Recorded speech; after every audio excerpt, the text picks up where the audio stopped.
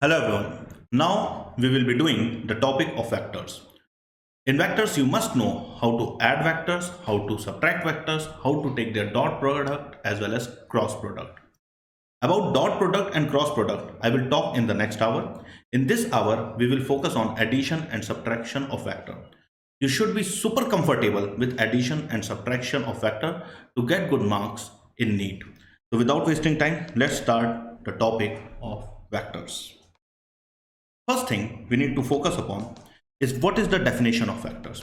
The quantity which has magnitude, direction, as well as also follow the law of vector algebra are called vector quantities.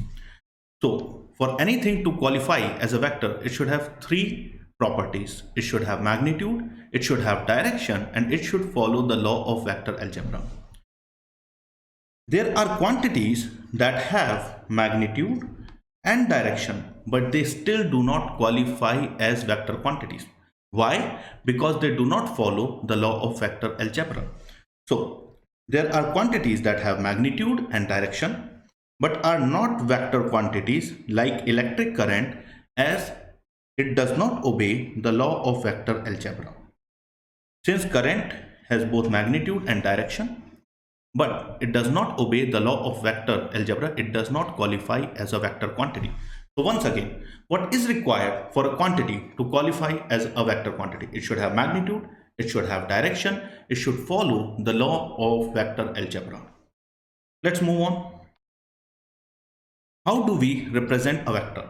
If I ask you to draw a vector on a piece of paper, you might draw something like this.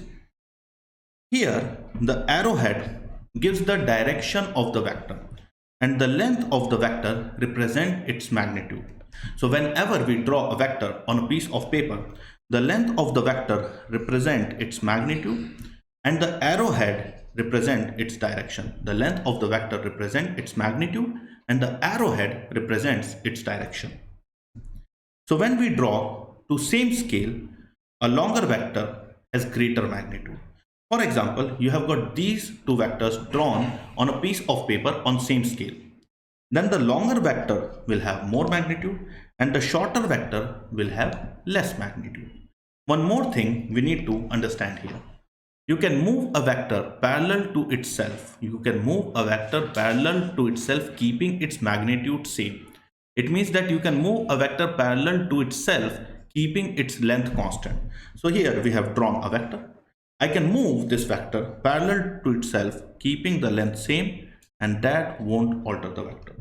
So we can move a vector parallel to itself keeping the magnitude and direction same.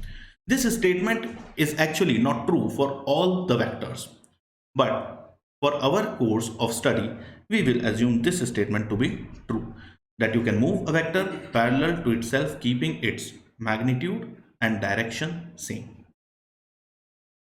How do we add up two vectors? Addition of vectors. So let's say we have got two vectors, a vector A and vector B. How do we add them up? We add up two vectors following the triangle law of vector addition. The triangle law of vector addition says that move the vector such that the tail of second lies on the head of first, or rearrange them in head to tail fashion. Now how can I rearrange these two vectors A and B in head to tail fashion? Either move the vector B parallel to itself, keeping the magnitude same, such that its tail lies on the head of A. So we will move the vector B parallel to itself, such that its tail lies on the head of A.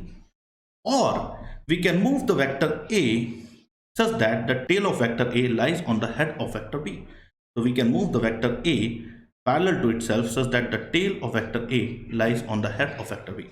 Moving a vector parallel to itself does not alter the vector, given that you keep its magnitude same. You do not change the magnitude.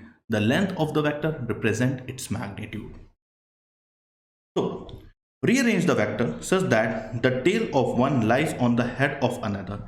Rearrange the vector such that the tail of one lie on the head of another. So either you can move A such that its tail lie on the head of B, or you can move B such that its tail lie on the head of A. Then make a vector from the tail of one to the head of second. So after you have done this rearrangement in the head to tail fashion, then draw a vector from tail of first to the head of second. This vector represents their summation vector, their sum vector. This vector represents the summation or the resultant vector. So let's understand this little more. If I move the vector b such that the tail of b lies on the head of a, this is what the rearrangement looks like. If I move the vector a such that the tail of a lies on the head of b, the rearrangement looks like this. Now, draw a vector from tail of first to the head of second, tail of first to the head of second. When you draw this vector which I have marked C represents the sum of vector A and vector B. So we can say that vector C equals to vector A and vector B. Let's understand the triangle law of vector addition using a real world example. Assume we have 3 points in space A, B and C. And let's say a person goes from point A to point B. As the person goes from point A to point B, the displacement vector will be as this vector with the head at B and the tail at A. Now let's say the person further moves from point B and goes to point C. So moves from point B and goes to point C. Now the displacement vector will be drawn by this vector with the head at C and the tail at B. I ask you, what is the overall displacement of this person? So you will say, sir, I know that displacement is a vector quantity. You just draw a vector straight from A to C, right? Displacement is a vector quantity. This vector represents what? So this vector represents displacement from A to B. Yes.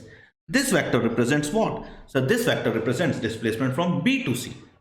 Now, if we need to write the total displacement from A to C, it will be a vector straight from A to C, right? If we need to write the total displacement from A to C, it will be a vector straight from A to C.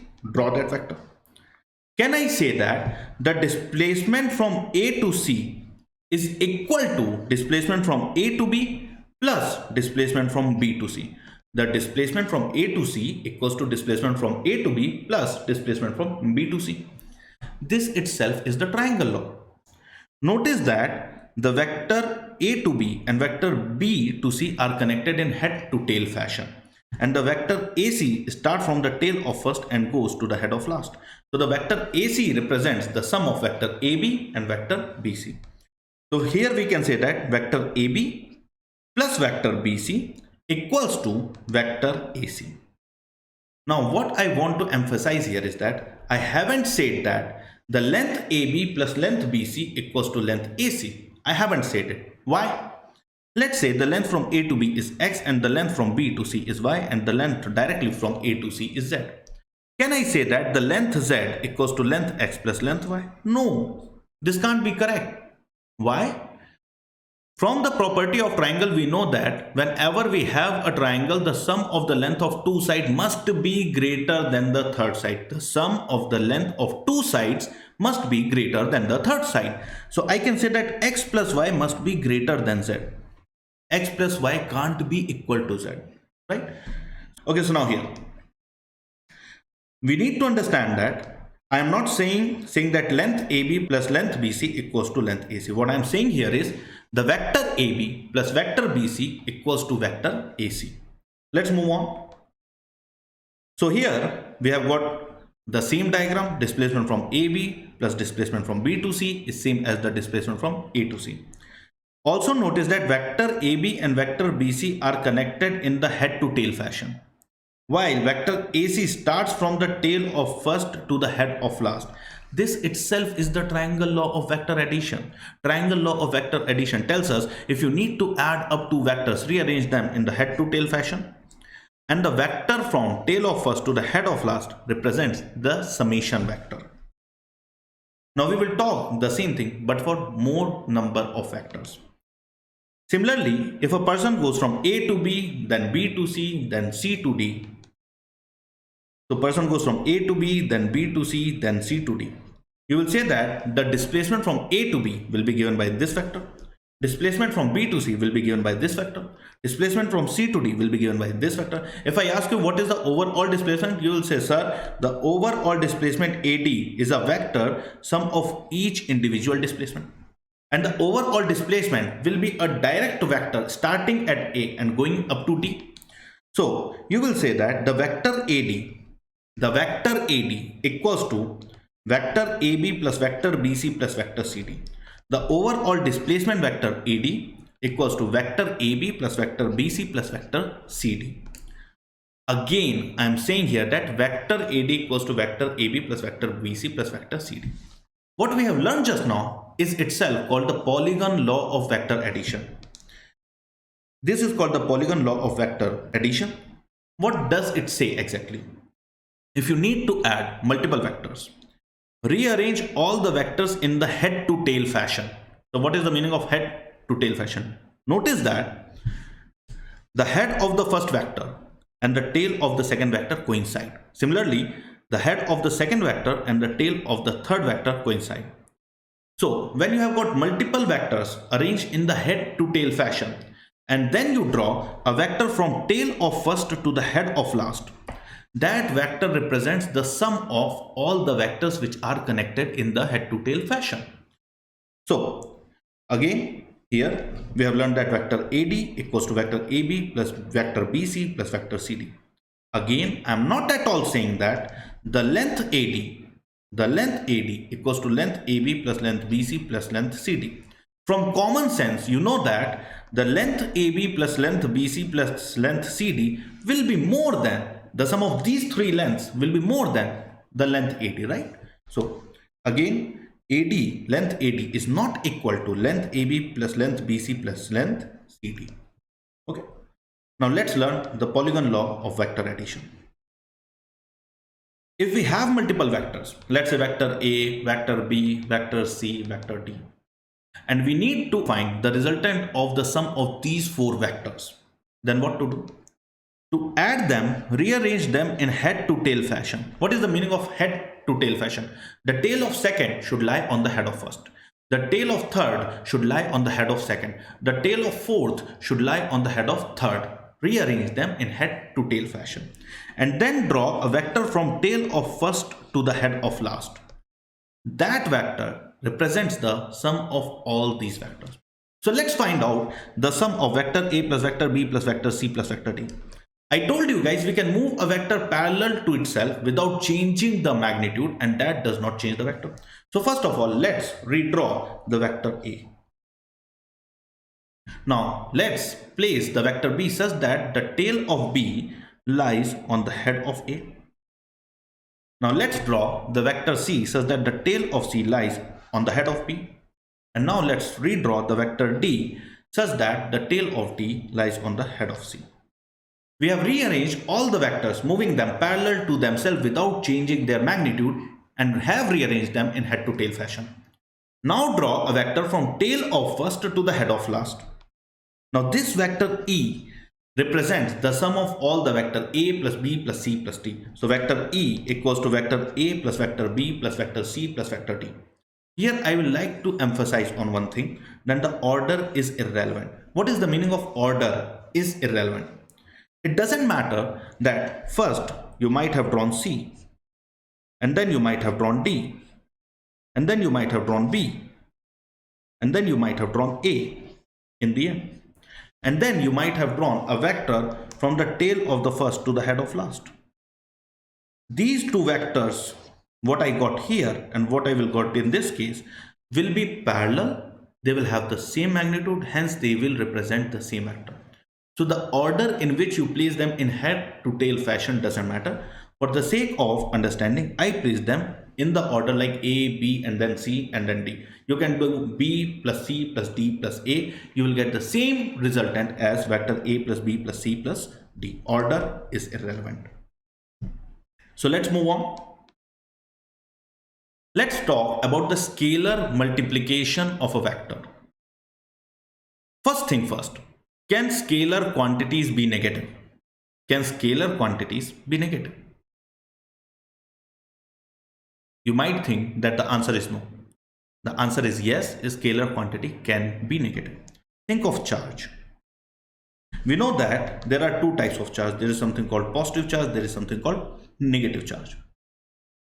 Is charge a scalar quantity or a vector quantity? So charge is a scalar quantity. Why? Sir, I have never ever heard a charge of 2 coulomb towards north. A particle has charge of 3 coulomb towards south. Charge doesn't have direction. Charge is a scalar quantity. It is found in two variants, positive as well as negative. Similarly, I can give you many more examples. For example, work. Work is another scalar quantity. If the work done on a body is positive, its kinetic energy increases. If the work done on the body is negative, its kinetic energy decreases. So work done has got both type of sign, positive as well as negative. So first thing first, scalars can have both positive sign as well as negative sign. What happens to a vector when we multiply a vector with a scalar? I think that you have seen this equation F equals to QE. This is a classical example of a scalar charge getting multiplied to a vector, which is field. So what I am teaching now will be used later, so please focus. When a vector is multiplied to a scalar, only the magnitude changes and the direction remains the same. When a scalar is multiplied to a vector, only its magnitude changes and the direction remains the same. So if you have a vector A having a length x, the length of the vector represents its magnitude. Then the vector 2A will be a vector parallel to this, but will have double the magnitude. Since you have multiplied the vector with a scalar, which is 2, the magnitude becomes double, the direction remains the same. If we write a vector 3a, now we have multiplied the vector a with a scalar 3. So its magnitude becomes 3 times, but the direction remains the same. So what if I multiply the vector a with a scalar half? Easy to understand. If you have multiplied it with a scalar half, then its magnitude becomes half. So it will be a vector parallel to this vector, but will have a length x by 2. So multiplying a scalar to a vector does not alter the direction of vector. It only changes its magnitude. But there is a catch. The catch is that we will talk about the catch later. So a vector lambda r has lambda times the magnitude of r and has the same direction. A vector lambda r has lambda times the magnitude of r and has the same direction. And we have learned this already. The vector 2a has magnitude double that of a and same direction. The vector 3a has magnitude triple that of a and have the same direction. So the vector lambda r has magnitude lambda times the magnitude of r and has the same direction. Now comes the catch. The catch is that, however, if the scalar multiplied is negative,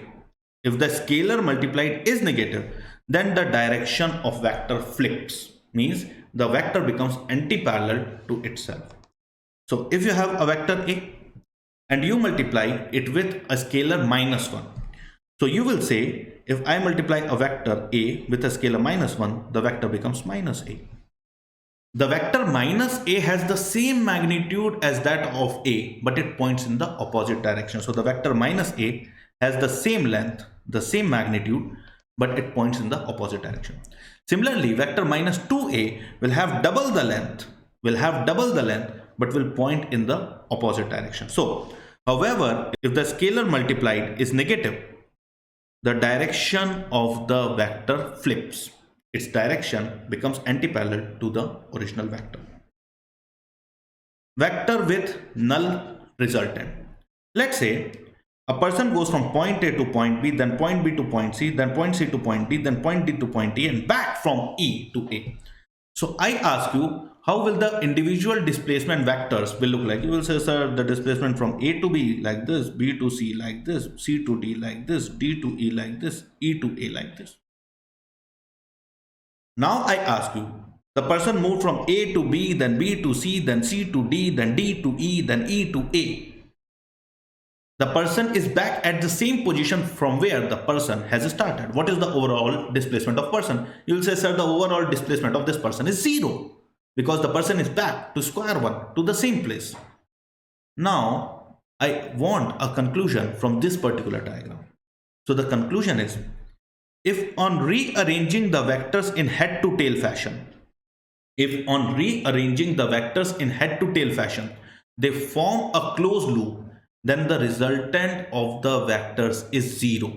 Once more, if a number of vectors on rearrangement in the head to tail fashion form a closed loop, like this, let's say this is vector A, vector B, vector C, vector D, vector E, right?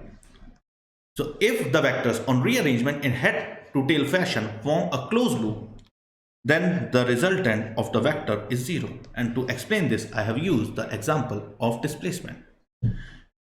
So keep this in mind, this is useful thing. Let's continue. So you can say here vector A plus vector B plus vector C plus vector D plus vector E equals to a null vector, a zero vector, a vector of zero magnitude. Let's move on. An example here. What is the relationship between the vectors shown in the diagram? So here we have got three vectors x, y, and z. What is the relationship between them? So you can solve this question in two ways.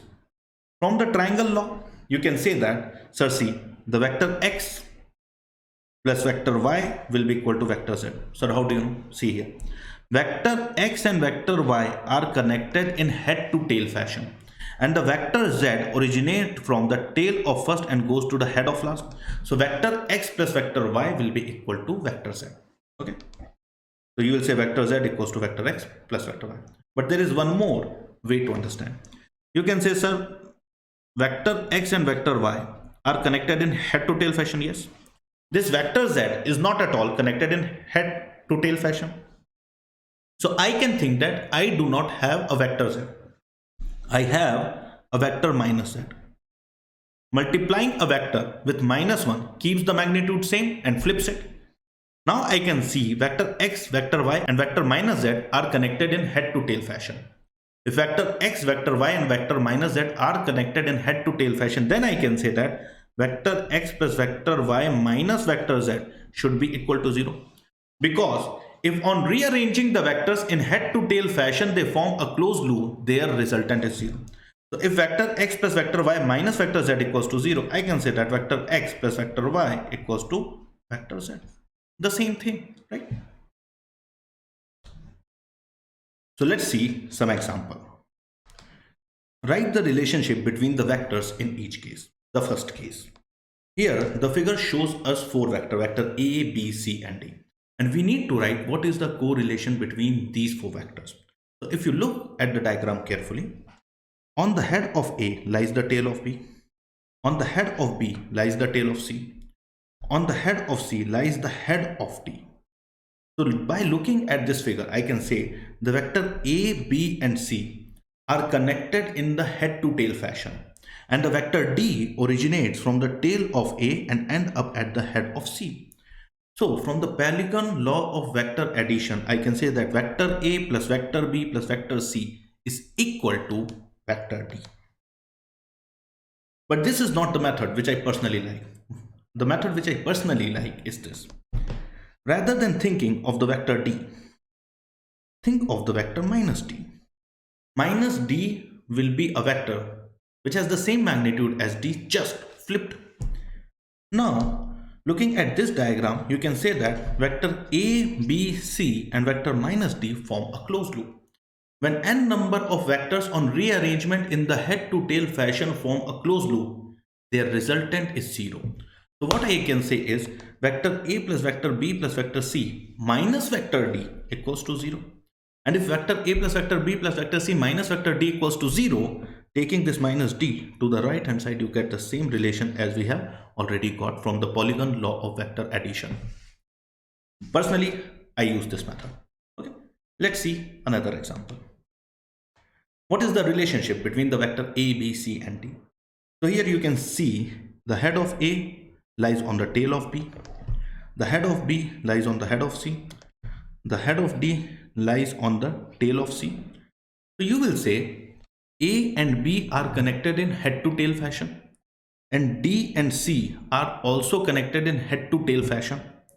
So if we imagine a vector originating from the common tail of A and D and ending at the common head of B and C, So looking in the upper triangle,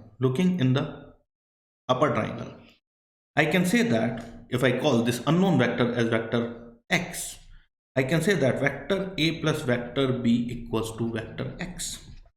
And now looking in this lower triangle, I can say that since d and c are connected in head to tail fashion and x is connected from tail of first to the head of last, I can say vector d plus vector c is also equal to vector x. Hence we can say vector a plus vector b is same as vector c plus vector d. So this is one of the solutions. But as I told you, I personally do not like this. I flip the vectors till the time all the vectors are connected in head to tail fashion. So rather than thinking of vector c, think the vector minus c. So this is the head and this becomes the tail. And rather than thinking of vector d, think the vector minus d. So this becomes the head and this becomes the tail. I have flipped the vector. Now look at this figure and you will say vector a, vector b, vector minus c and vector minus d. When they are connected in head to tail fashion, they form a closed loop. Since they form a closed loop, their resultant must be 0. So you can write vector a plus vector b minus vector c minus vector d equals to 0. If you bring this minus vector c and minus vector d to the right, you get the same equation as written on the left hand side. I personally use this second method. Moving on. Components of a vector. Components means what is something made up of. So if I ask you what are the components of car, you will say sir, engine, tire, gears, brake. There are many things which are components of a car. So a given vector can be assumed to be made up of multiple vectors.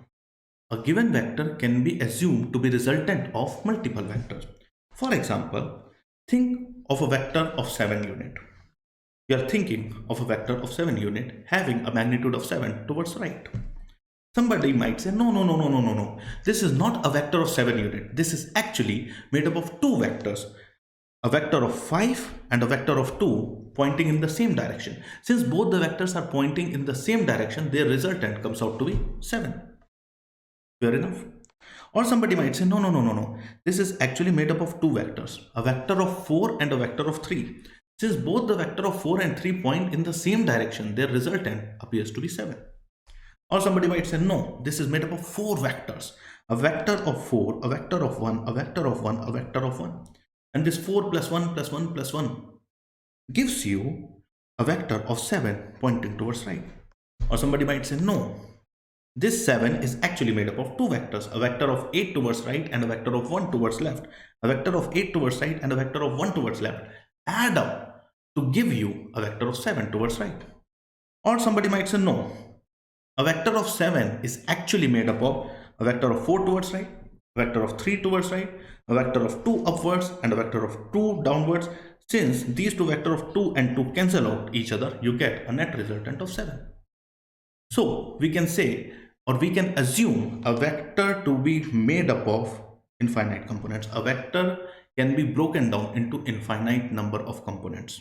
A vector can be broken down into infinite number of components as per your desire. But what we are interested in is called the orthogonal component. What is the meaning of orthogonal components? The perpendicular components. This comes from the famous statement from the book written by Galileo. Let's say there is a block. If we apply the force on the block in x direction, let's say this is x, this is y. If we apply the force on the block in x direction, then this force will accelerate the block in x direction. Because of the acceleration in x direction, its velocity will increase in x direction and it will displace in the x direction. No matter how large a force you apply in the x direction, it won't make the body move in the y direction. So the displacement, the acceleration, the velocity, all these depends upon the forces in x direction. They are independent of the forces acting in y direction.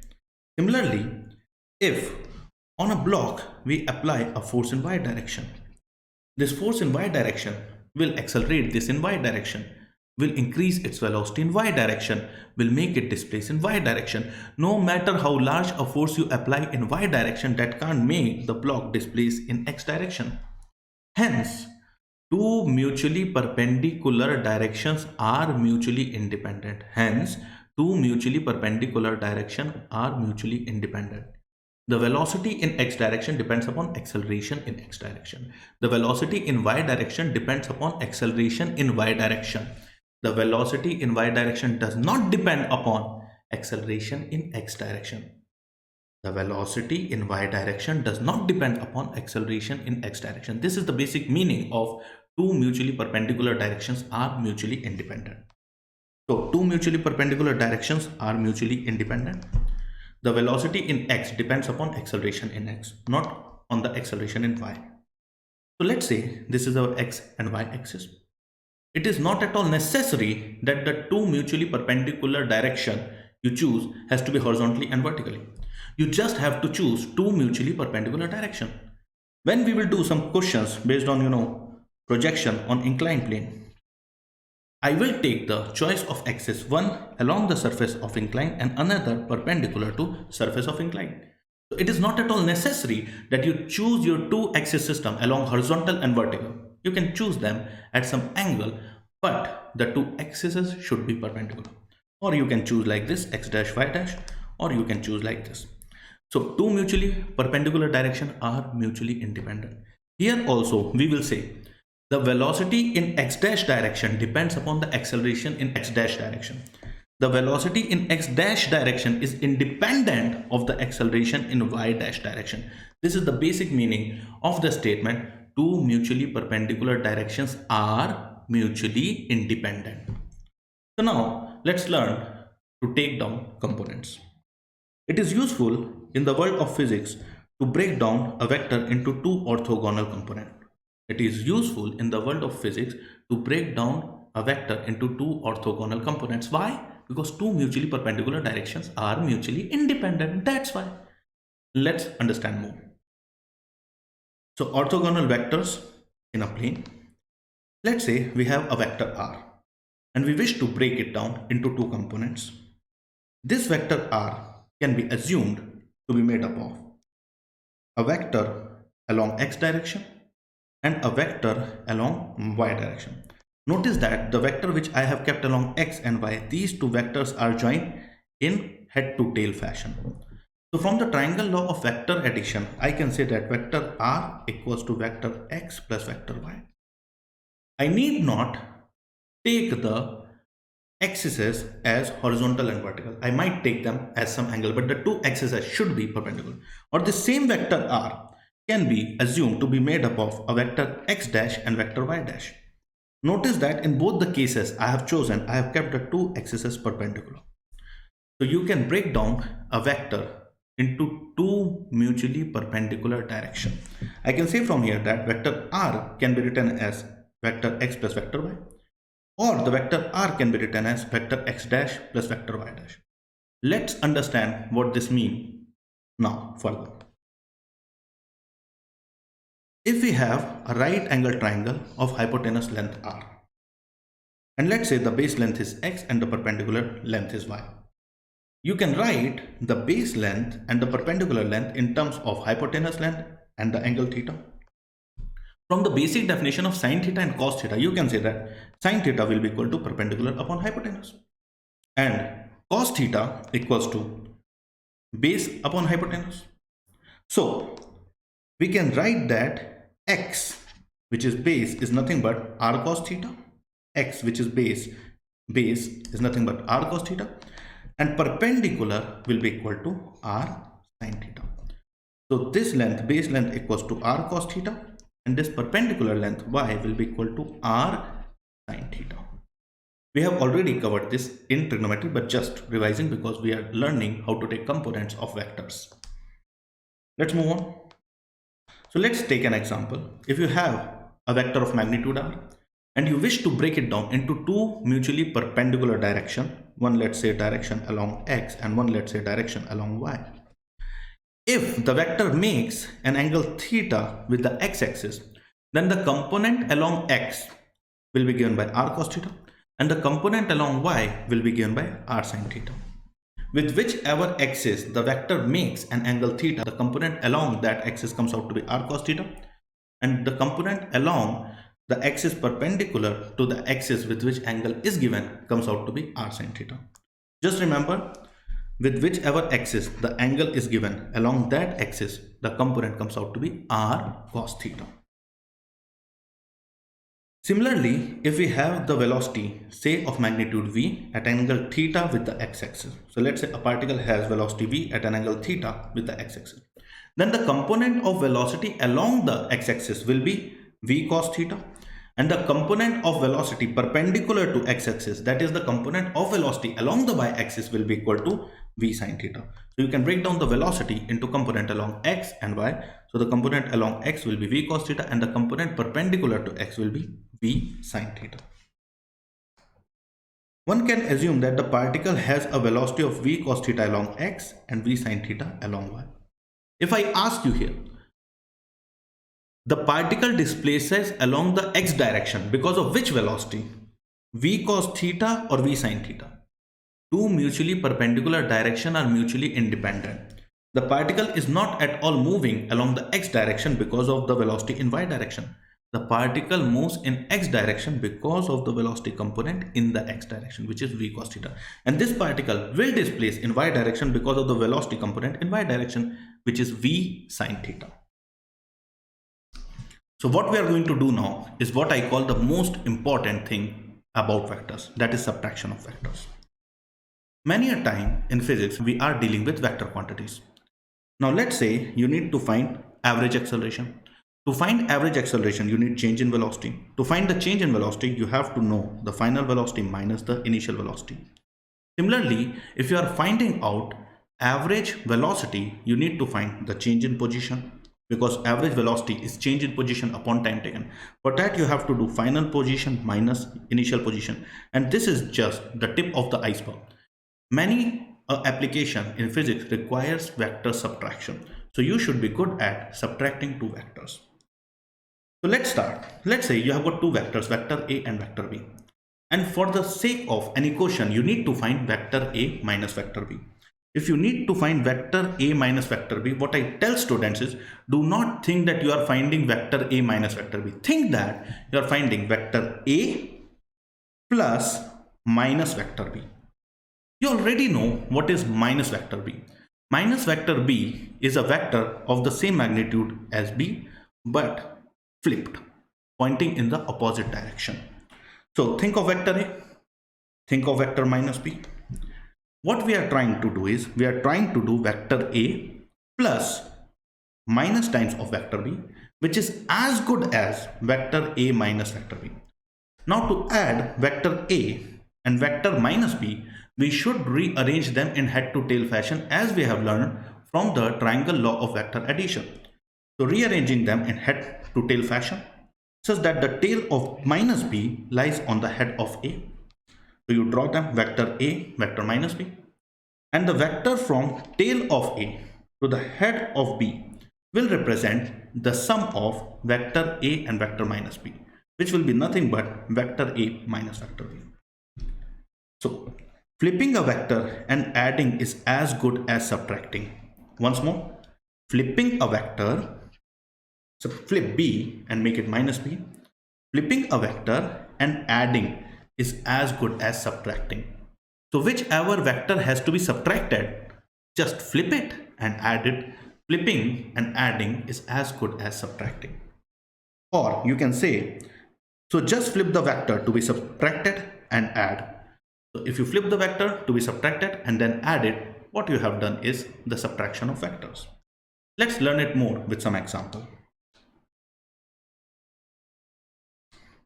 A person going with speed of 20 meters per second towards east start moving towards west with speed of 30 meters per second. So first of all, I tell students to think of the north, south, east, west direction. So north, south, east, west direction. The person was moving first with the speed of 20 meters per second towards east, and then started moving with the speed of 30 meters per second towards west. You need to find the change in speed and the change in velocity. So first, let's talk about change in speed. We know that speed is a scalar quantity. Yes, sir. When you are finding the change in speed, you need not worry of the direction. You just do final speed minus initial speed. So the change in speed will be nothing but the final speed minus the initial speed. Final speed is 30, initial speed is 20. So the change in speed is 30 minus 20, that is 10 meter per second. Easy. Now let's talk about the change in velocity. Velocity is a vector quantity. So when you are finding the change in velocity, you have to do final velocity minus initial velocity, and you have to take care of direction. So you know that change in velocity will be velocity final minus velocity initial. Velocity final is a vector of magnitude 30 towards west. Velocity final is a vector of magnitude 30 towards west. Velocity initial is a vector of 20 towards east. Our mission is to find change in velocity. That will be final velocity minus initial velocity. If you need to find final velocity minus initial velocity, then you are subtracting initial velocity. If you are subtracting initial velocity, you will have to flip the initial vector. So initial velocity vector is towards east. You flip it, you get minus initial velocity. That will be a vector towards west. So keep looking. You will say minus times initial velocity will be a vector of magnitude 20 towards west. Now our mission is to find final velocity minus initial velocity. So I will think of it as final velocity plus minus times initial velocity. I know that the final velocity is a vector of 30 towards left. Minus times initial velocity is a vector of 20 towards left. So I will say the change in velocity equals to final velocity plus minus times initial velocity. Rearranging final velocity and minus times initial velocity in head to tail fashion. So which vectors we are actually arranging in head to tail fashion? The final velocity and the minus times initial velocity vector. So what you get is two vector, a vector of 30 towards west, a vector of 20 towards west. They are pointing in the same direction. When you add them up, you get a vector of 50 towards left. Hence the change in velocity is 50 meters towards west. Now let's practice a question that will deal in 2 dimensions rather than 1 dimension.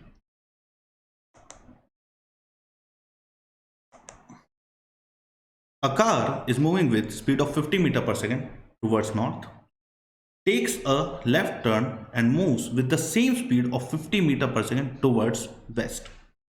Find the change in speed and the change in velocity. We know that speed is a scalar quantity. So when they ask me, Anshul, find the change in speed, I will simply say the final speed minus the initial speed. So the change speed equals to final speed minus initial speed. Since both the speeds are same, the change in speed is 0. So the change in speed is 0, the speed is not at all changing. While velocity is a vector quantity, it depends both on magnitude as well as direction. No doubt, the magnitude of velocity is not changing. You can see it was 50 before, it is 50 after.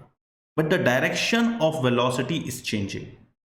Even keeping the magnitude of the vector constant, if the direction of the vector changes, the vector changes. That's why we will say that the velocity is changing. So here we can say the change in velocity equals to final velocity minus initial velocity. So obvious. We know that from the north, south, east, west, initial velocity was towards north and the final velocity is towards west. So think of the final velocity vector. The final velocity vector will be a vector of magnitude 50 towards west, while the initial velocity vector is a vector of magnitude 50 towards north. Rather than thinking of the initial velocity vector, I want you to think of the velocity vector, which is minus times v initial. So just flip the vector and keep the magnitude same, 50 meters per second. Think of the change in velocity as velocity final plus minus times velocity initial. So add the velocity final and minus times velocity initial. So rearrange them in head to tail fashion. So think of the velocity final, think of the minus times velocity initial, rearrange them in the head to tail fashion, and now draw a vector from the tail of the first to the head of last. This vector will represent sum of final velocity and minus times initial velocity. And the sum of final velocity and minus times initial velocity is nothing but v final minus v initial. So you will get a vector delta v, and this delta v will have how much of magnitude? So the magnitude of delta V will be under root of 50 square plus under root of 50 square. Why? Because both of them are perpendicular. So you get under root of 50 square plus under root of 50 square. That is nothing but 50 root 2. And you can even tell direction. If you think of north, south, east, west, north, south, east, west. This change in velocity vector is somewhere between south and west. So you will say the change in velocity has magnitude of 50 root 2 in the direction of southwest. In the direction of southwest. Hence the change in velocity is 50 root 2 meter per second in the southwest direction. Let's move on. Addition and subtraction formula. If two vectors have angle theta between them, the angle between two vectors is the angle between two vectors when they are joined tail to tail. So think of the vector A, think of the vector B. The angle between two vectors is the angle between them when they are joined tail to tail or head to head, but I fix it with tail to tail. So join these two vectors tail to tail. When you move B such that the tail of B touches the tail of A, the angle between these two vectors is the angle between the vectors. So the angle between the vector A and vector B is theta. One more time, the angle between two vectors is the angle between two vectors when they are joined tail to tail. I ask this question in class all the time. If these are two vectors and this angle is 120 degree, what is the angle between the vectors? Students are quick to say, so the angle between the vectors is 120 degree. No, the angle between the vectors is the angle between the vectors when they are joined tail to tail. So you should move this second vector parallel to itself such that its tail touches the tail of first vector. And this angle is the angle between the vectors, which will be nothing but 60 degree. So remember that the angle between two vectors is the angle between the vectors when they are joined tail to tail. Now let's say there are two vectors A and B such that the angle between the two vectors is theta. Such that the angle between the two vectors is theta. From the triangle law, we can say C will be the resultant of vector A and vector B.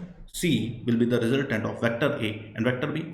We are trying to devise here a formula of what will be the magnitude of C if we know the magnitude of vector A, if we know the magnitude of vector B and the angle between them. And I know that you already know the formula, but still trying to derive it. So let's say the angle between vector A and vector B is theta. Notice that here vector A and vector B are not joined tail to tail. If you move B parallel to itself, then the angle made by vector A and vector B will be theta. You can break down the vector B into components. One in direction of vector A and one perpendicular to vector A. From the theory of taking components, we know that this component with which the angle is given, this component will be B cos theta. And hence the second component has to be B sine theta. So you can write these two lengths as B cos theta and B sine theta. Now, if you look at this bigger right angle triangle, for this bigger right angle triangle, you can say the base length is A plus B cos theta. The perpendicular is B sine theta and the hypotenuse is C. So hence we can say the magnitude of C is equals to under root of A plus B cos theta whole square plus B sine theta whole square. Now you can write this A plus B cos theta whole square as under root of A square plus B square cos square theta plus 2AB cos theta plus B square sine square theta. And from this term B square cos square theta and B square sine square theta, you can take B square common. So what you get is under root of A square plus B square times sine square theta plus cos square theta plus 2AB cos theta. Sine square theta plus cos square theta becomes 1. So what you get is under root of A square plus B square plus 2AB cos theta. Hence we get the magnitude of C on solving this thing to be under root of A square plus B square plus 2AB cos theta, where theta is the angle between the vectors. Similarly, when we try to find the magnitude of subtraction of two vectors of magnitude A and B inclined at angle theta, then the magnitude of their subtraction will be equal to under root of A square plus b square minus 2ab cos theta. So in place of plus, we get a minus. So remember that if you have got two vectors of magnitude a and b, they are inclined at angle theta. The resultant of their sum is under root of a square plus b square plus 2ab cos theta. And when you are trying to find the magnitude of their subtraction, you get under root of a square plus b square minus 2ab cos theta. The maximum and minimum possible value of resultant. Let's say we have got two vectors, one of magnitude 3 and another one of magnitude 4. If we have got two vectors of magnitude 3 and 4, then the maximum possible resultant will be when both the vectors point in the same direction. If I tell you you have got two vectors of magnitude 3 and 4, what can be the maximum possible resultant? Or if I ask you start from point A, make two displacement of magnitude 3 and 4 and try to be maximum away from point A, how will you move? So you will say, sir, I will make both the displacement in the same direction. So I will make a displacement of 3 and then I will make a displacement of 4 in the same direction. So I'm maximum possible away from the point. What I'm trying to establish here is, if you have got two vectors of magnitude 3 and 4, you will get the maximum possible resultant of these two vectors when both the vectors add up in same direction. Or you can think from here, the magnitude of vector a plus vector b is given by under root of magnitude of vector a whole square plus magnitude of vector b whole square plus 2 times vector a into vector b into cos theta. For the magnitude of the sum of vector to be maximum, cos theta should be maximum. The maximum possible value of cos theta is 1. And the maximum possible value of cos theta is 1 when theta equals to 0 degree. Cos 0 is 1, right? So what I am trying to establish here, again saying, the resultant of two vectors is maximum when both the vectors point in the same direction. So if both the vector of 4 and 3 are in same direction, then their resultant is maximum equal to 7. The maximum possible resultant will be when both the vectors are in same direction. So 3 and 4 add up in same direction, hence the maximum possible resultant will be 7. The minimum possible resultant will be when the two vectors will try to cancel out each other, when the two vectors will be anti-parallel. So the minimum possible resultant of two vectors is when the vectors point in the opposite direction. So the minimum possible resultant of two vectors of magnitude 3 and 4 is when both of them are in opposite direction, and then the minimum possible resultant will have magnitude of 1. So once more, if you have got two vectors of magnitude 3 and 4, then the maximum possible resultant will have magnitude of 7 and the minimum possible resultant will have magnitude of 1. For maximum possible resultant, both the vectors should be in same direction, and for minimum possible resultant, both the vectors should try to cancel out each other and they should be in opposite direction. Let's talk further. If we have got two vectors of magnitude 3 and 4 and there is certain angle theta between them, the resultant can take any value between 1 and 7. The maximum possible value can be 3 plus 4, 7, and the minimum possible value can be 4 minus 3, that is 1.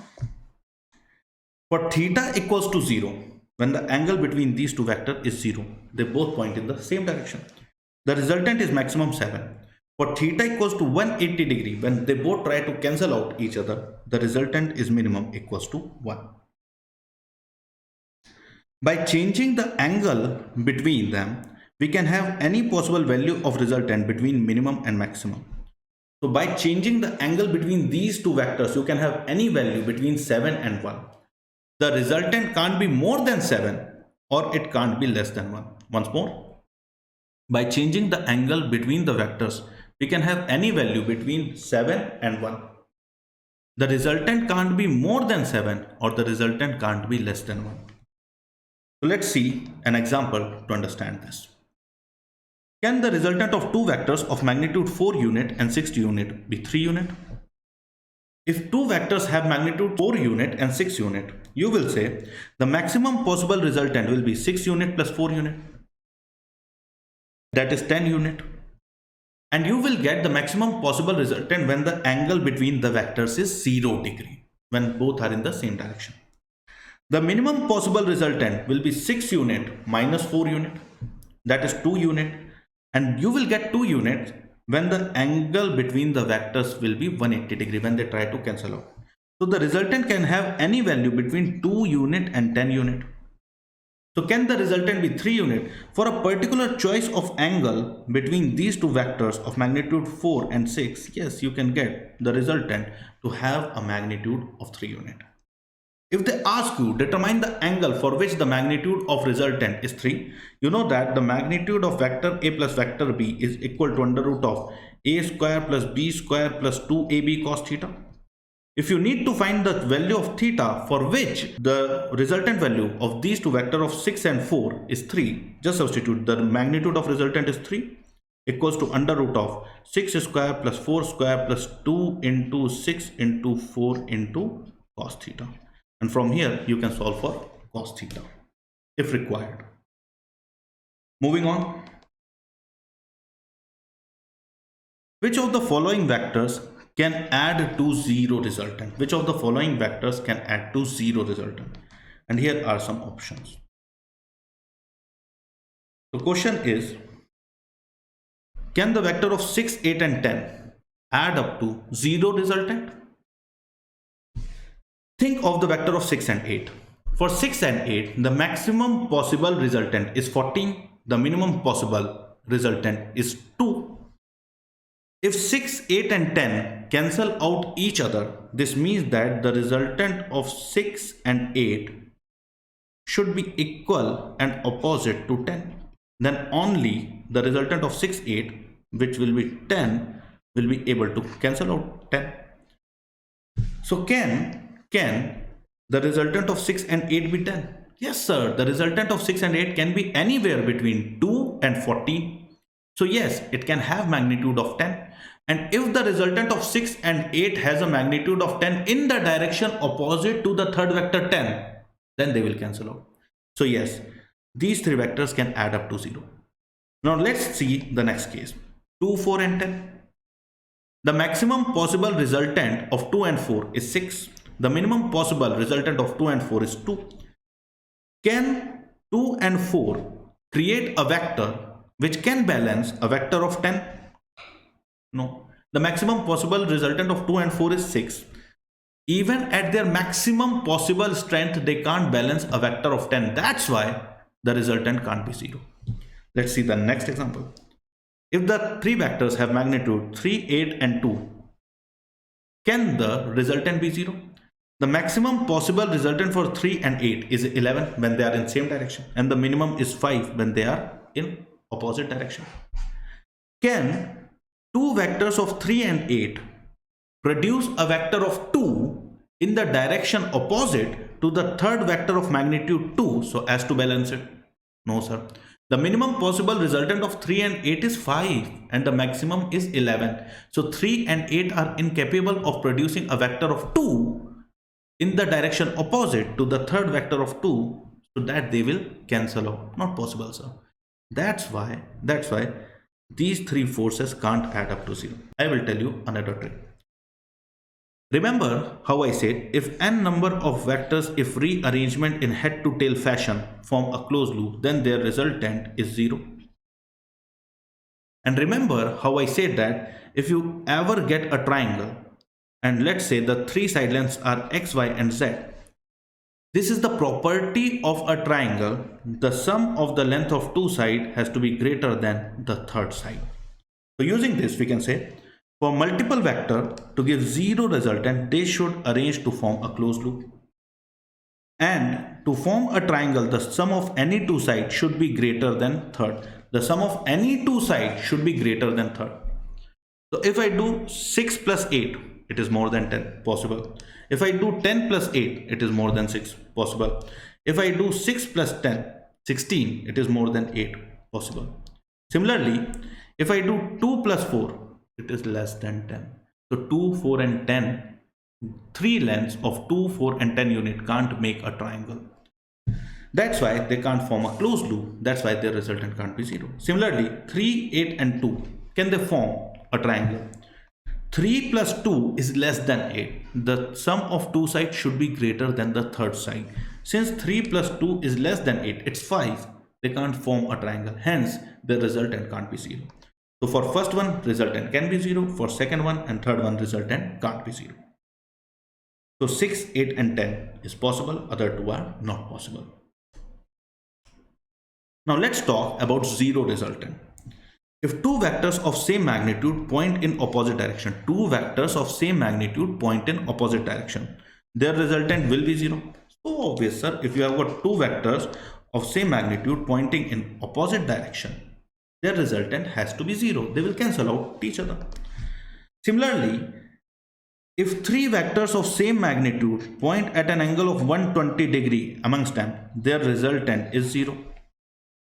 If there are three vectors of same magnitude f and they have got angle of 120, 120, 120, their resultant has to be 0. Sir, how can you say that their resultant has to be 0? From two logic.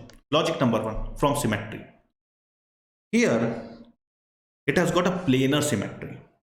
In which direction do you predict that the net force will come? If your heart tells you that the net force will come in this direction, you are biased, because the system has a symmetry, equal magnitude of force act at equal angle. So due to the symmetry, the net resultant should be 0. If you do not like this argument of symmetry, there is another argument. If you rearrange these three vectors in head to tail fashion, let's call them vector 1, 2, 3 and redraw them. Vector 1, then vector 2, such that the tail of 2 lies on the head of first, and then vector 3. They end up forming a closed loop.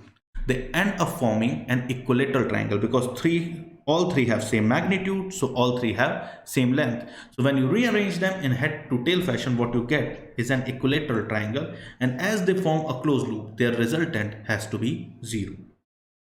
Let's see the next example. If you have four vectors of same magnitude that are inclined at angle of 90 degree to each other, again the resultant has to be 0. So easy. This f cancels out this f cancels out this f, so the resultant will be 0. Or going by the argument which I gave in last example, if you rearrange these four vector 1, 2, 3, 4 in the head to tail fashion, what you will get is a square. As all four have same magnitude, they will have same length, and you will end up getting a closed loop which will be square, so their resultant has to be 0. So I am creating a generalized statement. If n number of vectors of equal magnitude are equally spaced at an angle of 360 degree by n in a plane, then their resultant will be 0. Why? Because when you rearrange them in head to tail fashion, you will get an n-sided regular polygon. So as on rearrangement in head to tail fashion, they will form n-sided regular polygon. So sir, tomorrow, if they give me 5 forces, all inclined to each other at angle of 72 degree, same magnitude, 72 is 360 by 5. What will be the resultant? So resultant will be 0. Or if they give me 6 forces,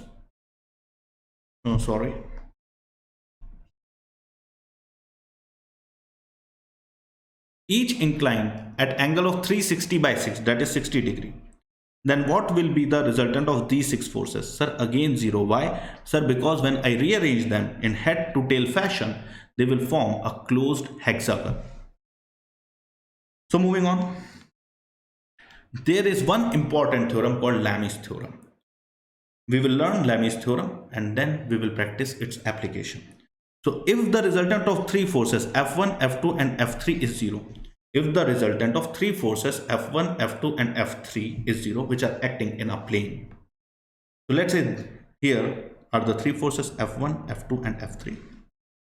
And let's say the angle opposite to F1 is alpha, angle opposite to F2 is beta, and angle opposite to F3 is gamma. These are standard notation. When do you apply Lami's theorem? When the resultant of 3 forces F1, F2 and F3 is 0.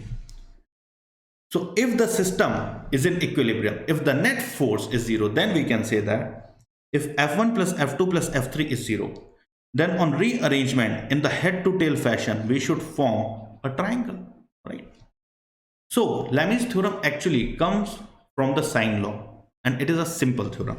It says that if the resultant of F1, F2 and F3 is 0 and the angle opposite to F1 is alpha, opposite to F2 is beta, opposite to F3 is gamma, then f1 by sine alpha equals to f2 by sine beta equals to f3 by sine gamma. Once more, if the resultant of three forces is 0, the angle opposite to f1 is alpha, f2 is beta, f3 is gamma.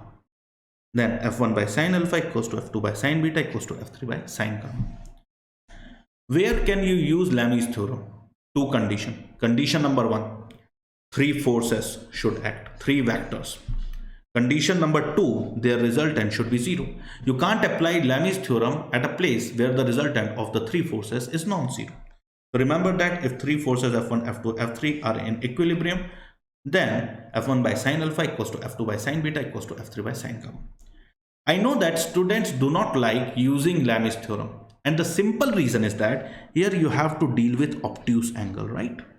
You have to deal with kind of 150 degree, 120 degree, 135 degree, and that's why students hate it. Beta, let's make it easy. Remember that sine of 90 plus theta is cos theta. Sine of 90 plus theta is cos theta. So if you need to find, let's say, sine 150 degree, do not think of sine 150 degree as sine 150. Think of it as cos of 90 plus, sine of 90 plus 60. And sine of 90 plus 60 is as good as cos 60. So rather than thinking of sine 150, think of cos 60. Let's practice it with a numerical. If the resultant of three forces shown is 0, find f1 by f2. So in the diagram there are three forces, f1, f2, f3, and their resultant is 0. Your mission is to find the magnitude of f1 upon f2. Now kids, see, the angle opposite to f1 is 120 degree. The angle opposite to f2 is 90 degree. The angle opposite to f3 is 150 degree. So you will say from Lami's theorem, f1 by sine 120 equals to f2 by sine 90 equals to f3 by sine 150, right? Now sine 90 I know, nice number 1. How to find sine 120 and sine 150? Anyways, we don't need to find sine 150 because I just need to find f1 by f2, and I will get f1 by f2 from just this much part. So using sine of 90 plus theta is cos theta. In place of sine 120, what can I write? I will say that sine of 120 is as good as sine of 90 plus 30, and sine of 90 plus 30 is as good as cos 30. Similarly, sine of 150 can be written as sine of 90 plus 60, and sine of 90 plus 60 can be written as cos 60, right? So f1 by sine 90 plus 30 equals to f2 by sine 90 equals to f3 by sine 90 plus 60. In place of 150, I have written 90 plus 60. So f1 by cos 30 equals to f2 by sine 90 equals to f3 by cos 60. Anyways, we doesn't need this. We need to just find f1 by f2. So from this much part, we can say that f1 by f2 will be cos 30. Bring the cos 30 up by sine 90. Cos 30 is root 3 by 2. So what we end up getting is root 3 by 2 by sine 90, which is 1. So the ratio of these two forces is root 3 by 2. Simple. We will use Lami's theorem again when we learn the chapter of Newton's laws. More application of zero resultant. If n number of vector on addition adds up to 0, listen to it carefully. If n number of vector on addition adds up to 0, then any vector is equal and opposite to resultant of all the other vectors. If n number of vectors add up to 0 resultant, then any vector is equal and opposite to resultant of all the other vectors. I didn't get it. Let's see. Let's say you have got these 5 forces, f1, f2, f3, f4, f5 acting in a plane, and let's say their resultant is 0. So I can say, if I remove this f1, forget this f1, the resultant of f2, f3, f4, f5 has to be equal and opposite to f1. So the resultant of f2, f3, f4, f5 has to be equal to minus f1. That's why f1 balances out the sum of these 4 vectors. Or I can say, if I leave out f2, the resultant of f3, f4, f5, f1 has to be equal and opposite to f2. So I can say the resultant of f3, f4, f5 and f1 will be equal to minus times f2. Okay. The mathematical explanation goes like this.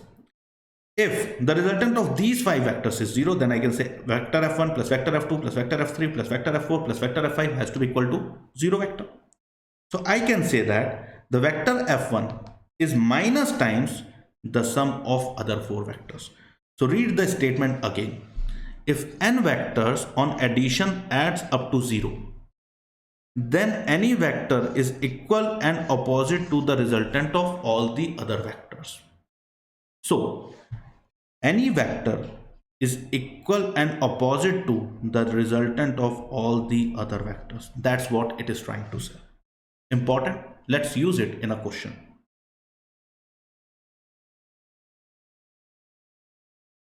Five friends apply force on a body of mass 2 kg and the resultant is 0. When one of the friends, say P, stops applying force, the acceleration is 2 meters per second towards west. What is the force applied by P? So 5 friends are applying force on a block of mass 2 kg. When one of them stops applying force, it starts accelerating with an acceleration of 2 meters per second square towards west. Question is, what was the force being applied by this person? So sir, when all 5 apply force, the resultant is 0. This means that the force applied by other 4 is equal and opposite to the force applied by P. And the force applied by other 4 produces an acceleration of 2 meters per second square on a block of mass 2 kg. So let's see the solution. The force applied by other 4 is equal and opposite to the force by P, right? That's what we have just learned, because the force applied by all 5 is 0. As the force applied by other 4 is 4 Newton towards west. Sir, how do you know 4 Newton towards west? Beta, from Newton's second law, F equals to dp by dt, and from there we get F equals to ma. The mass of the block is 2 kg. The acceleration of the block is 2 meters per second square towards west. So the force applied by other 4 has to be 4 Newton towards west. If the other 4 apply a combined force of 4 Newton towards west, then what is the force applied by P? The force applied by P has to be equal and opposite to the force applied by other 4. So the force applied by P has to be 4 Newton towards east. So the P must be applying a force of 4 Newton towards east. If you haven't understood this, re-go through this part. Now let's talk about unit vector. The name itself says unit vector, a vector of magnitude 1. Unit vector, a vector of magnitude 1. A unit vector is a vector of magnitude 1 and the symbol is cap. If I say A cap, it means that a unit vector in direction of vector A. If I say B cap, it means a unit vector in direction of vector B. If I say R cap, it means a unit vector in direction of vector R. What is the meaning of unit vector? Sir, a unit vector is a vector of magnitude 1. So A cap means a unit vector along vector A. To give a unit vector along a given vector, divide the vector by its own magnitude. What? To get a unit vector along a given vector, divide the vector by its own magnitude. To understand, think that you have a vector. Let's call this vector R. And let's say the magnitude of this vector is 3. I need to find a unit vector parallel to this vector. I need to find a vector of magnitude 1 parallel to this vector. So if I need to find a vector of magnitude 1 parallel to this vector, what should I do? Sir, this has got magnitude 3. Yes. The length of the vector represents its magnitude. Yes. So let's say this thing has got a length x. If you divide it into 3 equal parts, then one part will have 1/3 the length. It will have 1/3 the magnitude. As it will have 1/3 the magnitude, it will become a unit vector. It will become a vector of magnitude 1. Haven't understood? Once more. Let's take another example. Let's say we have a vector A. And let's say the magnitude of vector A is 7. We need to find a unit vector along vector A. We need to find a vector of magnitude 1 along vector A. What to do? So this vector A has magnitude 7 now. You need to find a vector of magnitude 1 now. Then divide the vector into 7 equal parts. 1, 2, 3, 4, 5 and next extended 6 and 7. Okay. So divide the vector into 7 equal parts. If the whole vector has got magnitude of 7, then 1/7 length, 1/7 part of it will have magnitude 1 now. So that's what I am saying. When the vector had magnitude 3, we divided into 3 equal parts. When the vector has magnitude 7, we divided it into 7 equal parts so as to get a unit vector. So here it says to get a unit vector along a given vector, divide the vector by its own magnitude. When you divide the vector by its own magnitude, you get a vector of magnitude 1. So a unit vector along vector R is nothing but the vector divided by its own magnitude. To mug up this particular line, to determine a unit vector along any vector, divide the vector by its own magnitude. That's all. So now, unit vector along x, y and z direction. I cap is a unit vector along x-axis. What is the meaning of unit vector along x-axis? So a vector of magnitude 1 along the x direction. Similarly, j cap is a vector of magnitude 1 along the y-axis, and k cap is a vector of magnitude 1 towards the z-axis. So I cap is a vector of magnitude 1 along x, j cap is a vector of magnitude 1 along y, and k cap is a vector of magnitude 1 along z. 4I cap represents what? That if I cap represents a vector of magnitude 1 along x, 4I cap represents a vector of magnitude 4 along x. So if this is your x-axis, 4I cap represents a vector of magnitude 4 unit along the x direction. What does 4I cap plus 3j cap means? Sir, 4I cap means a vector of magnitude 4 along the x-axis. 3j cap means a vector of magnitude 3 along the y-axis. 4I cap plus 3j cap means what? Sir, I have learned triangle law of addition. So as to add a 4I cap and 3j cap, I should rearrange them in head to tail fashion. So move the tail of 3 to the head of 4. So this is your 3j cap. So this is 4I cap, this is 3j cap. What is 4I cap plus 3j cap? So now we have to think of a vector starting from the tail of 4I cap and terminating at the head of 3j cap. So this vector right here represents 4I cap plus 3j cap, their summation vector. So this vector is 4I cap, this vector is 3j cap, this vector represents 4I cap plus 3j cap. Let's do sum in terms of unit vectors. If let's say you have got two vectors, R1 given by A1I cap plus B1j cap plus C1k cap, and vector R2 given by A2I cap plus B2j cap plus C2k cap. How do you find the sum of these two vectors? It's so easy. So you will say vector R1 plus vector R2 will be equal to A1 plus A2 I cap plus B1 plus B2 J cap plus C1 plus C2 K cap. So easy. And you will say vector R1 minus R2 will be A1 minus A2 I cap plus B1 minus B2 J cap plus C1 minus C2 K cap. Right?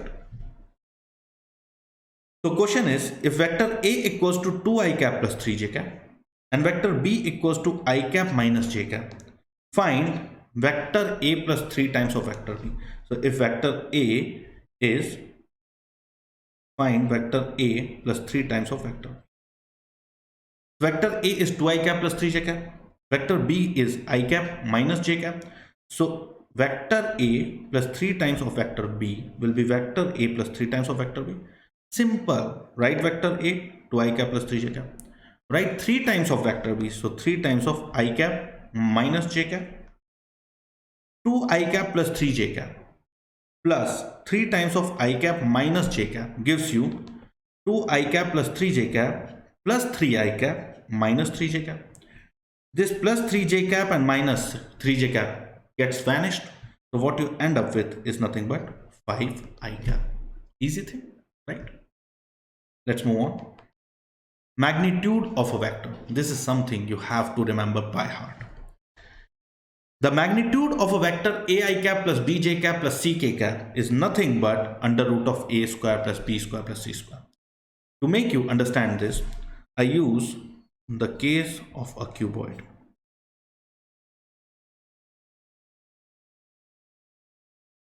Let's say this is x-axis, this is y-axis, and this is z-axis.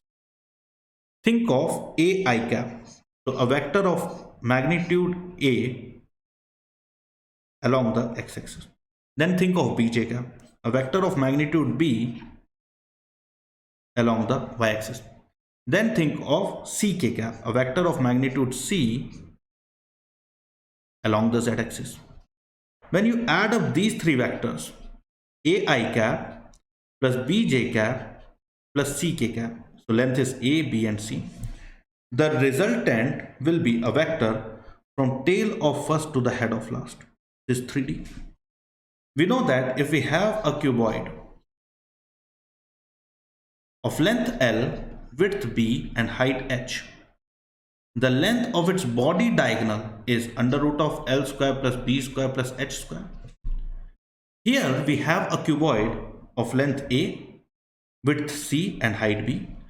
The length of its body diagonal will be nothing but under root of a square plus b square plus c square, and the length of the vector represents its magnitude. So if you got it, good. If you haven't got it, mug it up. If you have a vector ai cap plus bj cap plus ck cap, then its magnitude is given by under root of a square plus b square plus c square. Find the magnitude of vector 2i cap minus 3j cap plus 4k cap. As the magnitude of ai cap plus bj cap plus ck cap is under root of a square plus b square plus c square, the magnitude of 2i cap minus 3j cap plus 4k cap will be under root of 2 square plus minus 3 square plus 4 square. 2 square is 4, minus 3 square is 9, and 4 square is 16. So what you get is under root of 4 plus 9 plus 16. That becomes under root of 16 plus 4, 20, 20 plus 9, that is under root of 29. So the magnitude of vector 2i cap minus 3j cap plus 4k cap is under root of 29. Let's do an example. Determine a unit vector along the vector I cap plus j cap plus k cap. I taught you guys already to find a unit vector along a vector r. Divide the vector r by its own magnitude. Now you know how to find the magnitude of any vector. You know already how to find the magnitude of I cap plus j cap plus k cap. So you will say a unit vector along a vector r is nothing but the vector divided by its own magnitude. So you will get I cap plus j cap plus k cap upon under root of a square plus b square plus c square. Here all a, b and c are 1. So you get under root of 1 square plus 1 square plus 1 square. That becomes root 3. So what you get is I cap plus j cap plus k cap divided by root 3. Next example, and this is really important one. Determine a vector of magnitude 5. Determine a vector of magnitude 5 along the vector 3i cap minus 4j cap plus 12k cap. How to find a vector of magnitude 5 along the vector 3i cap minus 4j cap plus 12k cap? First thing first, what is the mission? To find a vector of magnitude 5. In which direction? In the direction of vector 3i cap minus 4j cap plus 12k cap. How to do it? Sir, we already know how to find a vector of magnitude 1. To find a vector of magnitude 1, that is to find a unit vector along any vector, divide the vector by its own magnitude.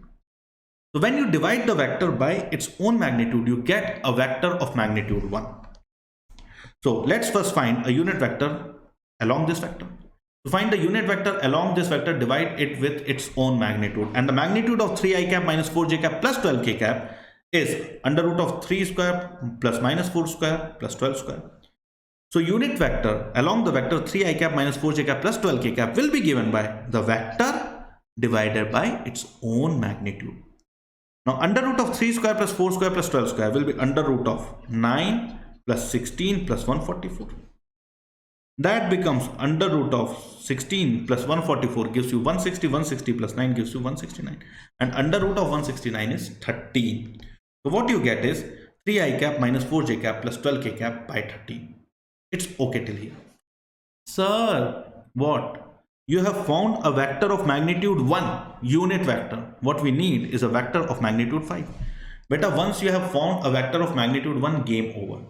If you know a vector of magnitude 1 parallel to vector 3i cap minus 4j cap plus 12k cap, then a vector of magnitude 5 can be easily obtained just multiplying this vector of magnitude 1 with 5. Once more, if you already know a vector of magnitude 1 parallel to this vector, finding a vector of magnitude 5 is easy. Just multiply 5 to this vector, you will get a vector of magnitude 5. So now this is a vector of magnitude 1. We need a vector of magnitude 5. So just multiply with 5. When you multiply this with 5, when you multiply a scalar to a vector, its magnitude just changes. If you multiply 5 to this vector of magnitude 1, you will get a vector of magnitude 5 times 1. That is 5. So simply multiply 5. What you get is 5 times 3i cap minus 4j cap plus 12k cap by 13. That becomes 15i cap minus 20j cap plus 60k cap by 13. Easy? Let's continue. Now, what we are going to talk is the parallelogram law of vector addition, and you should know these things about the parallelogram. First, if we have two vectors inclined at an angle theta, so let's assume two vectors A and B inclined to each other at angle theta. How do we find the sum of these two vectors? Sir, you move B such that the tail of B lies on the head of A. Yes. And then what? Then, sir, we draw a vector from the tail of A to the head of B, and this vector represents vector A plus vector B. Very right. Now, there is another law called parallelogram law. If two adjacent sides of a parallelogram are represented as vector A and B, so first visualize the whole parallelogram. Now, visualize a vector along its diagonal R1. Can you tell me what will be the relationship between R1, vector A and vector B? Sir, you have just told now, R1 will be equal to vector A plus vector B. How do you know? Sir, this side can be treated as vector B. So from the triangle law, you can say that R1 equals to vector A plus vector B. So easy. Okay. So if we think of another diagonal R2, what will be the relationship between vector R2, vector A and vector B? Sir, if we just focus on this part, vector B, R2 and vector A, they form a triangle. Yes. Here you can see vector B and R2 are connected in head to tail fashion. And vector A is from tail of B to the head of R2.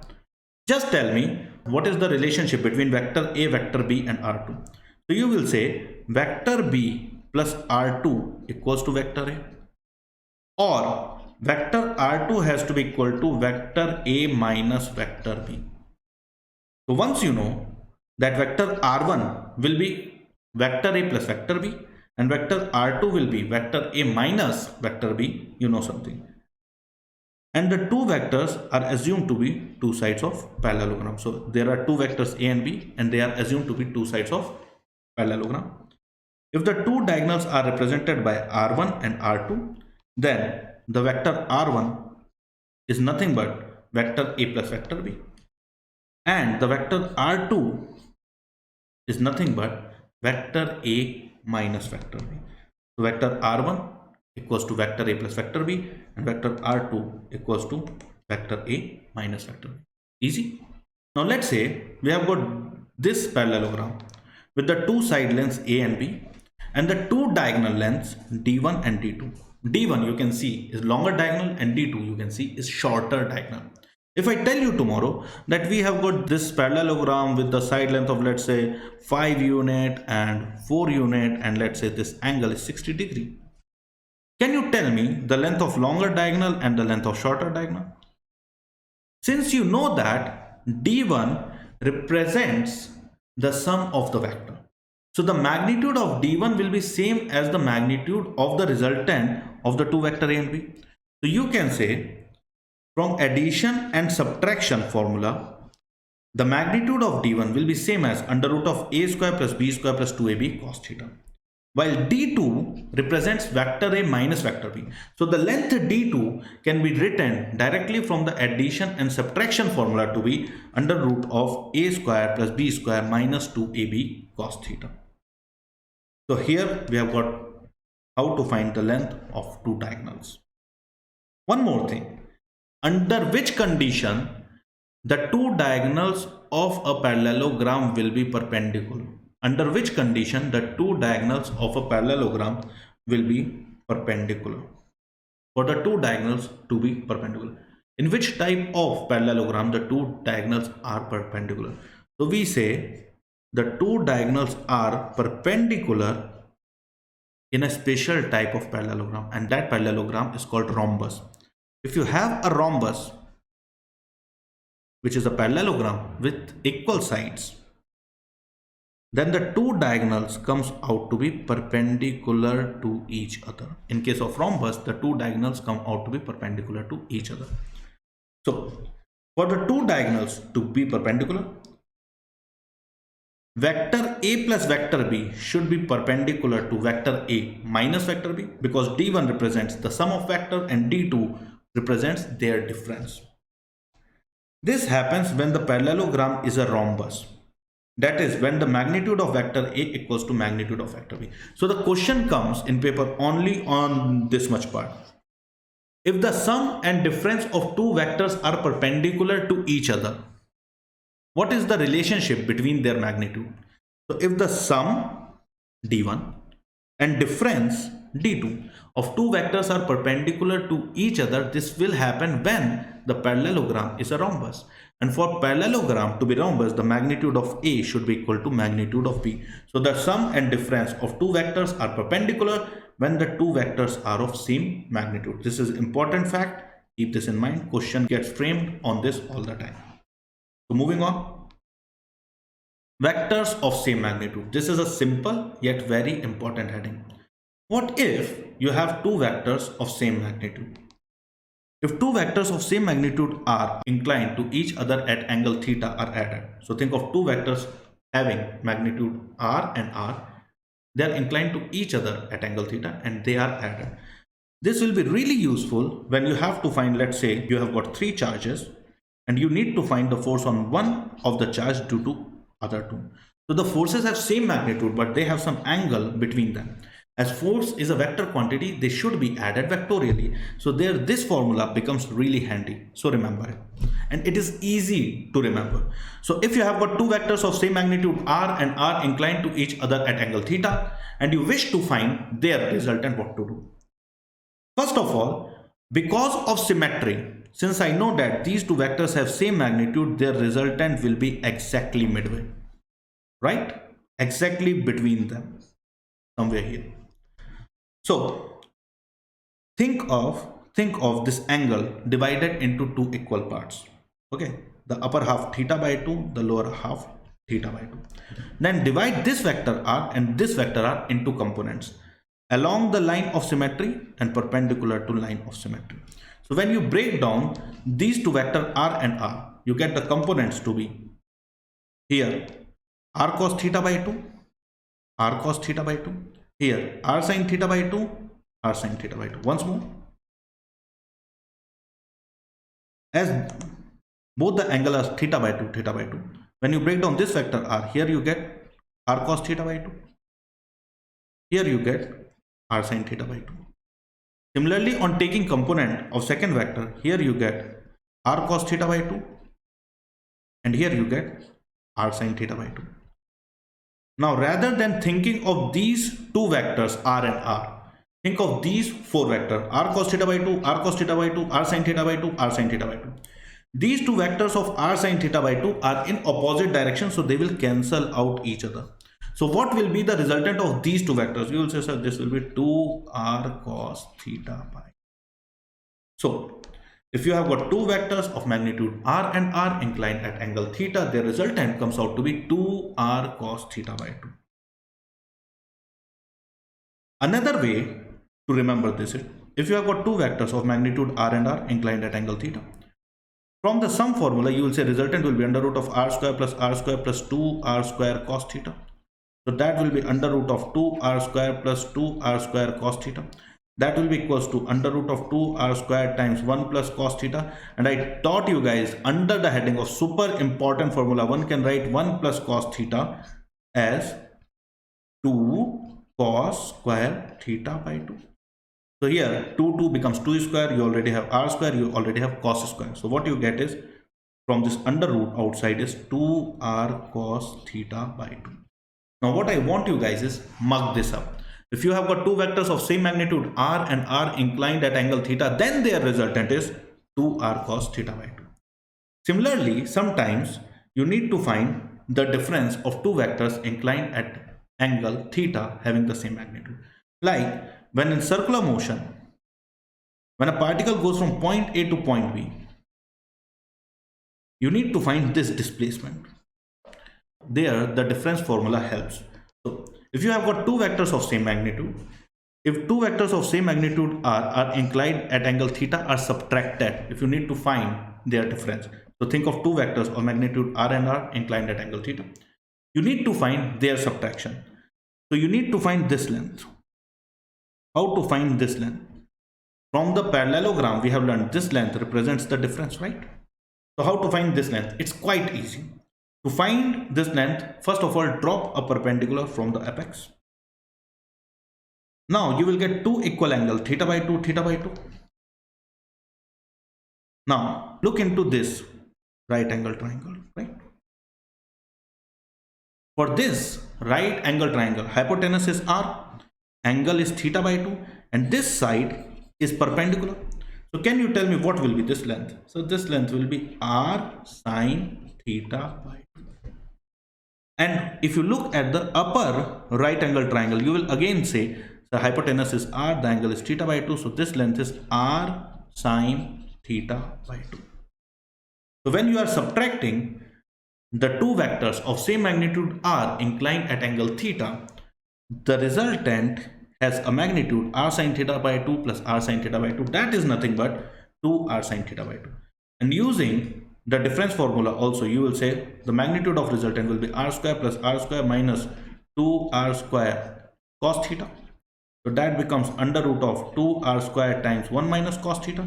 And under the heading in trigonometry, I told you very important formula, 1 minus cos theta can be written as 2 sine square theta by 2. So what you get is under root of 2r square into 2 sine square theta by 2. So what you get is 2r sine theta by 2. That's all. Simple, right? So that's all in this hour. In the next hour, we will talk about dot product and cross product. Hope you like this session. Stay tuned to Scomore.